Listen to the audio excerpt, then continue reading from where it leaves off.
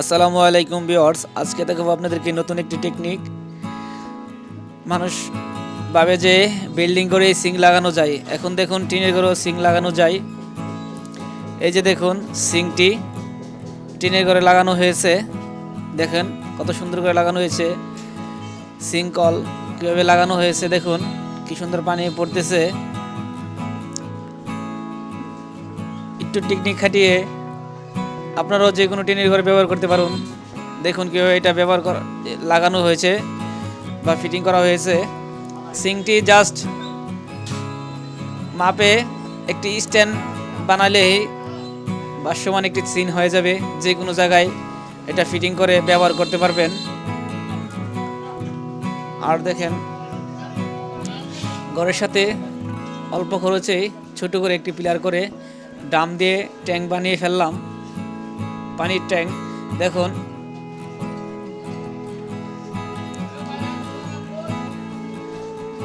2 থেকে 300 লিটার পানি এটা নেওয়া যাবে।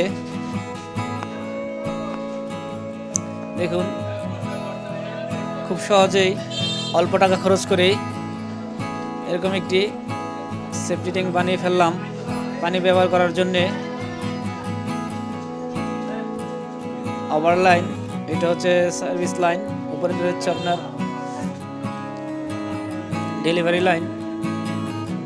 আর দেখুন কিভাবে পাইপ লাইনটা সংযোগ দিয়েছি, আপনাদেরকে পিছনের সাইডটি একটু দেখাবো। এটা হচ্ছে আপনার কয়েল পাইপ, যা সস্তায় কিনা যায় মাত্র 12 টাকা ফুট। অল্প টাকা খরচ করেই বাসায় সিঙ্ক বসাতে পারবেন। টিনে করে যারা বসানো ইচ্ছে তারা বসাতে পারবেন। এই যে দেখুন সিংয়ের পানি 1.5 ইঞ্চি পাইপ দিয়ে বের হবে। আর এই লাইনটা কোথায় থেকে আসছে দেখাবো আপনাদেরকে, সম্পূর্ণ ভিডিওটা দেখতে থাকুন।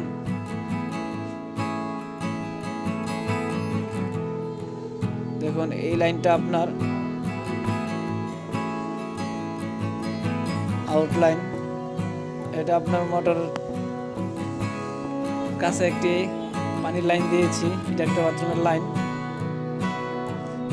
এখন দেখো আপনাদেরকে মোটরটা কোথায় ফিট করা আছে বাসা। এটা হচ্ছে আপনার উপরে যে পাইপটা, এটা হচ্ছে মোটর থেকে ট্যাঙ্কির পর কাছে গিয়েছে। আর এটা হচ্ছে আপনার ন্যাচারাল সার্ভিস লাইন। এখন আপনাদের মোটরটা কোথায় আছে, গোসলখানার ভিতরে। এই যে দেখেন মোটর কীভাবে মোটরটা ঢাকা আছে। গোসলখানার ভিতরে একটা পানির লাইন দিয়েছি, ট্যাঙ্কি থেকে পানি আসতেছে এটা দিয়ে।